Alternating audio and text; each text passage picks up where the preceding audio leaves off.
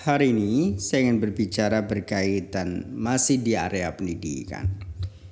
Di sini saya ingin bacakan sebuah catatan yang saya temukan dari sosial media dan nanti saya akan kaitkan dengan teori pembelajaran yang sangat populer. Mungkin setiap dari kita yang pernah menikmati, saya katakan mungkin kita sebagai sarjana pendidikan, saya katakan kita sebagai sarjana pendidikan kita mempelajari teorinya. Baik, teman-teman, sebelum cerita itu saya mulai, di sini saya ingin bacakan sebuah catatan. Di sosial media, di sana dicatat kata-kata ini diucapkan oleh Dr. Tirta. Tetapi sebagaimana sosial media yang biasanya bias dan ya memang sumber otentiknya kita tidak tahu, mungkin saya bacakan saja. Mungkin ini kata-kata dari beliau, tetapi untuk kebenarannya entahlah ya, mungkin kita harus buktikan atau kita tanyakan sendiri. Kata-katanya seperti ini. Tujuan kita sekolah TK adalah untuk bermain, mengenal lingkungan dan bersosial interaksi. Di SD mereka diajari menghafal, hitung-hitungan dan kemampuan linguistik atau berbahasa. Di SMP mereka belajar berpikir berkaitan benar atau salah, mengenal dirinya sendiri jauh lebih baik. Di SMA mereka mengenal apa cita-citanya dan mengenal bagaimana dunia bekerja nantinya. Di perkuliahan mereka harusnya belajar bagaimana cara menghasilkan uang. Baik teman-teman, kata-katanya seperti itu. Seandainya nanti teman-teman kata-kata ini kurang jelas atau kurang clear, mungkin boleh diulang 2 kali. Karena saya di sini tidak ingin membacakannya. Tetapi saya ingin membuat perumpamaan, saya setuju dengan kata-kata ini, dengan catatan ini. Ketika bagaimana proses pembelajaran itu bertahap dan berjenjang. Ketika kita masih kecil, masih TK, fokus belajar kita adalah bagaimana kita bermain dan kita mengenal lingkungan interaksi sesama teman kita.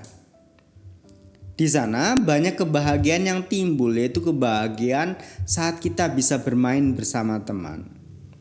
Karena bayangkan ketika anak masih sangat kecil, masih berumur 3, 4 tahun, 5 tahun, mereka harus mulai belajar sesuatu yang saya katakan mungkin teori yang pasti mereka akan tahu ketika dunia ini berjalan nantinya. Tidak usah begitu yang muluk-muluk dulu lah. Tapi bagaimana mereka belajar untuk mengenal sesamanya. Mengenal bagaimana cara bertenggang rasa, bertoleransi, bermain bersama dan mengenal lingkungan sekitarnya. Dunia masih di fase ini. Ketika di SD, mereka diajari menghafal, hitung-hitungan dan kemampuan berbahasa. Saya juga sangat setuju dengan ungkapan ini. Ketika masih SD, karena saya seorang pengajar, saya tentu sangat mengenal dengan baik bagaimana kata-kata ini seharusnya dipraktekkan. Di SD, kepala anak masih begitu fresh. Mereka masih sangat jago dalam menghafal 1 atau 2 hal. Kemampuan menghitung dan kemampuan berbahasa seharusnya memang diajari, bukan hanya diajari ya, ditekankan untuk anak-anak. Mereka menghafal jauh lebih banyak. Pushnya di bidang ini. Baik, selanjutnya karena saya seorang pengajar SMP, saya katakan kata ini juga benar. Di SMP mereka belajar mengenai benar dan salah, mengenal dirinya sendiri dengan baik. Karena di SMP anak-anak yang tumbuh mulai menjadi seorang remaja. Remaja di sini biasanya mereka mulai belajar untuk mengenal dirinya sendiri dengan baik dan bagaimana mengenal lingkungannya dengan jauh lebih baik lagi. Mereka mulai belajar mencari jati diri. Mereka memiliki idola, mana yang baik dan yang mana yang salah. Mereka belajar sebagai seorang remaja yang masih sangat awal, yaitu tentang bagaimana mencintai dirinya dengan baik. Mereka harus belajar bertanggung jawab, saya katakan. Peran orang tua mulai sedikit-sedikit dikikis dan mereka mulai tanggung jawab dengan dirinya sendiri. Ketika mereka melakukan ini, maka konsekuensinya ini. Ketika mereka melakukan itu, maka konsekuensinya itu. Mereka mengenal ini dengan lebih baik. Ketika di SMA, mereka mengenal cita-citanya dan mengenal bagaimana dunia nanti akan bekerja. Baik, teman-teman, saya juga seorang pengajar SMA. Di SMA memang beberapa anak mulai saya katakan daya mengingatnya mulai rendah, mulai menurun. Mereka tidak ahli lagi untuk mengingat segala sesuatu yang bersifat teori begitu panjang. Mereka mulai belajar untuk saya katakan hal-hal yang abstrak terkadang.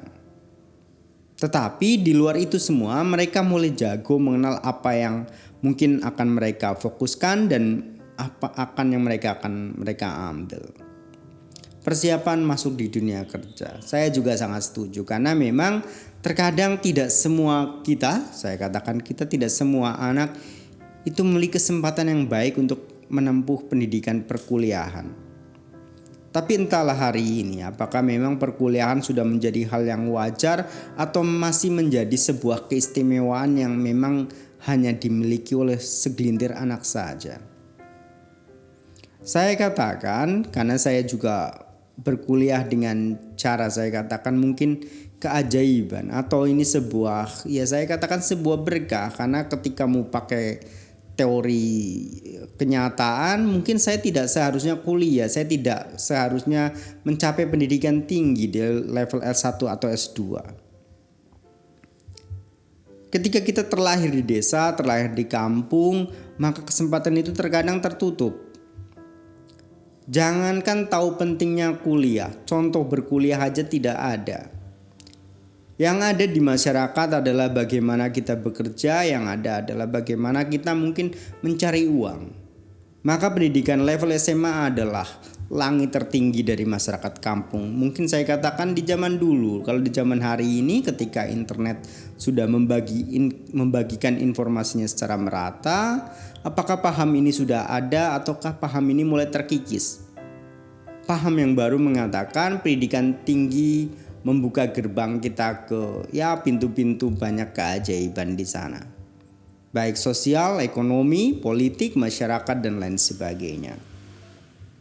Baik, teman-teman, di level tertinggi adalah di bangku perkuliahan. Ketika mahasiswa diajari adalah untuk bagaimana mencari uang. Baik, di kata-kata terakhir ini memang ketika saya telah lebih pribadi, saya tidak terlalu setuju 100%, tetapi memang ada benarnya. Ketika kita sudah pradewasa, saya katakan pradewasa, kita sudah mulai mengenal uang dengan baik, bahkan kita sudah belajar untuk mencari uang sendiri.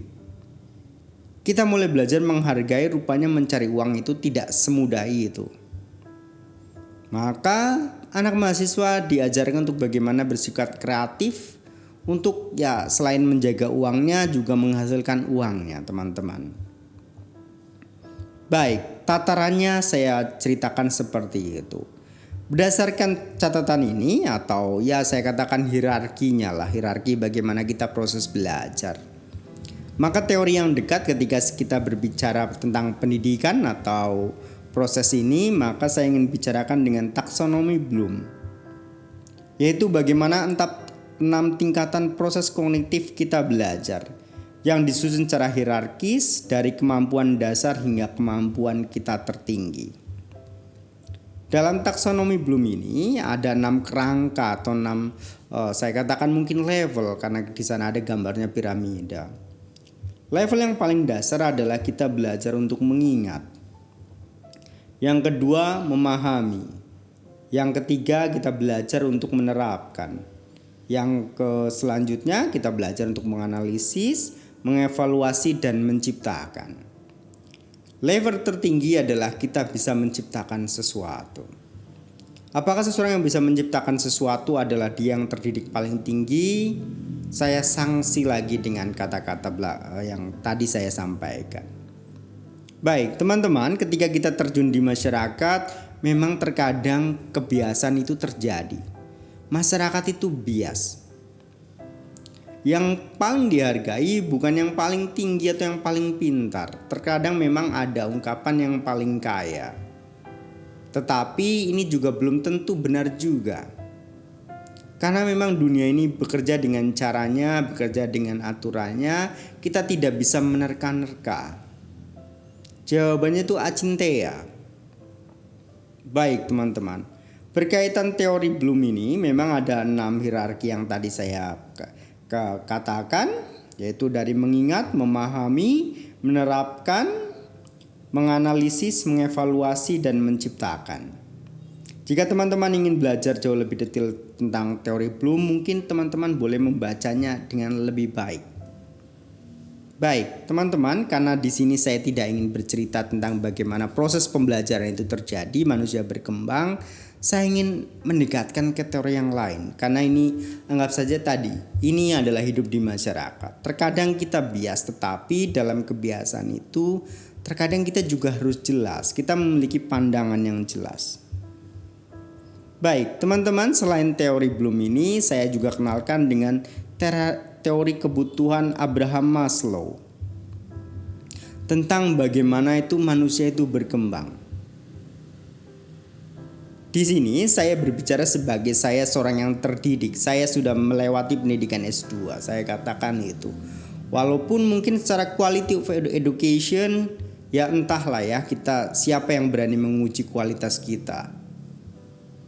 Karena kita harus buktikan di masyarakat kalau memang kita berkualitas atau memang kita hanya sarjana kertas, saya katakan.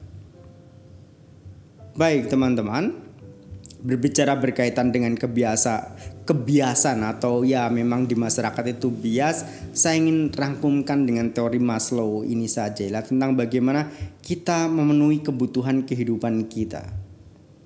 Manusia yang masih berpikir tentang kebutuhan dasarnya berkaitan fisik, makanan, air, kehangatan dalam beristirahat, dan lain sebagainya, artinya dia masih dalam tataran paling dasar dalam Abraham Maslow. Dia hanya masih memikirkan dirinya sendiri. Baik, saya katakan kembali, dalam proses bermasyarakat, terkadang bukan yang paling pintar atau yang paling tinggi gelar sarjananya yang dihargai. Masyarakat itu aneh, apakah yang paling kaya yang dihargai? Jawabannya juga bisa iya, bisa tidak. Baik, berkaitan teori yang paling tinggi yang ingin saya sampaikan, karena saya di sini bukan hanya pengajar di kelas ini sebagai kelas Sabtu, sarana kita berefleksi. Ketika kita bisa mengaktualisasikan diri kita terbebas mencapai pembebasan, inilah level tertinggi dari manusia. Baik, teman-teman, ceritanya masih ingin saya lanjutkan karena saya rasanya itu masih ingin bercerita, teman-teman.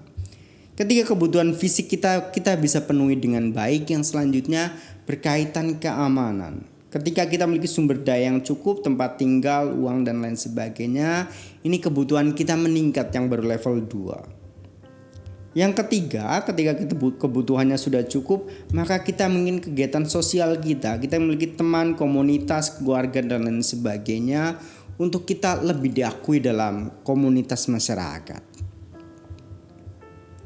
Ketika kebutuhan dasar ini semuanya kita bisa penuhi, dalam diri kita muncul, semoga orang lain menghargai saya. Semoga orang lain memberikan tepuk tangan setiap kehadiran saya. Di sana ada aktualisasi diri. Kita membutuhkan penghargaan atas kehadiran kita. Bukan hanya dari diri kita sendiri, tetapi dari orang di sekitar kita. Kita membutuhkan kepercayaan diri, rasa dihormati, dan kita dicap unggul. Yang selanjutnya adalah aktualisasi diri. Kita bisa menjadi terkenal, kita bisa dihormati, bukan hanya dihormati ya, kita memiliki kebebasan, mungkin saya katakan. Baik teman-teman, saya berbicara ini dalam konotasi atau dalam frame, mungkin saya mengenalkan teori kebutuhan ini. Tugas kita adalah kita menjalaninya dan kita mempraktekannya dalam kehidupan di masyarakat. Baik teman-teman, dalam pembicaraan ini saya ingin tutup dengan kata seperti ini. Penjelasan kita yang banyaknya minta ampun tadi mungkin seperti kita hanya penunjuk jalan, seperti telunjuk yang menunjukkan bulan, atau seperti telunjuk yang menunjukkan arah. Hebatnya bukan kata-kata yang kita jelaskan, tetapi hebatnya adalah bagaimana kita menjalani perjalanan itu. Dan kita sampai di sana. Mungkin pesan baiknya sampai di sana. Karena pembelajaran ini adalah pembelajaran dewasa. Yang penting bukan kata-kata kita dalam menjelaskan, tetapi bagaimana kita sampai dan kita bisa mengaktualisasi diri kita dengan baik. Kita bisa menjadi berkah buat orang lain. Kita bisa menjadi pulau bagi diri kita dan bagi orang lain. Itulah poin ajaran yang ingin saya sampaikan, teman-teman. Mengutip kata-kata Buddha, kita harus berjuang dengan sungguh-sungguh. Apa madena sampadeta. Berjuanglah dengan sungguh-sungguh. Jadikan pulau bagi dirimu sendiri. Jadilah penyelamat bagi dirimu sendiri. Dan ketika kita sudah pandai menjaga keselamatan diri kita, kita bisa menjadi pembantu menyelamatkan orang lain.